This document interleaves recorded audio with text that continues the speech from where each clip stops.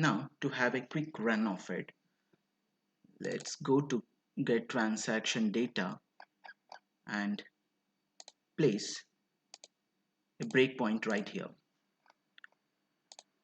You can place it here too. Okay, let me run it once. Debug.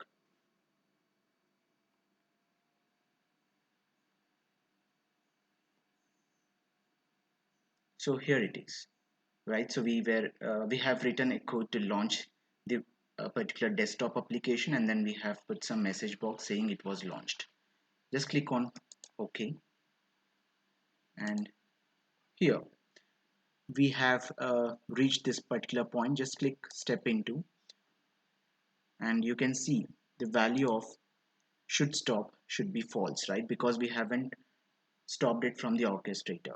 Then click on step into, and then step into.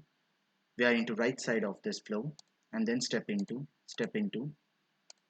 and here it is trying to fetch the value from the queue. As you can see, value of out transaction item is null now. And once I hit step into, there is some value available in it. See, it was able to get some data from that particular queue. This is Ranjit and father name, every detail. It has brought every detail from that. Okay, its current status and all those.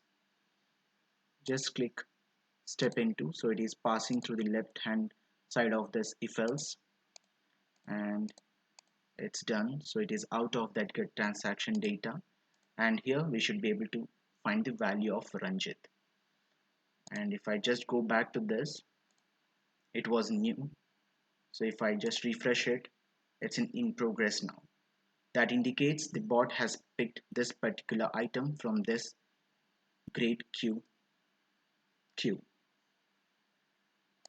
Okay, just stop it because we have only done the code till this point.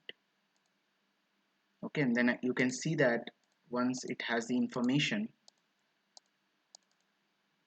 it will go forward and it will move on to this process transaction state, which we have to still implement.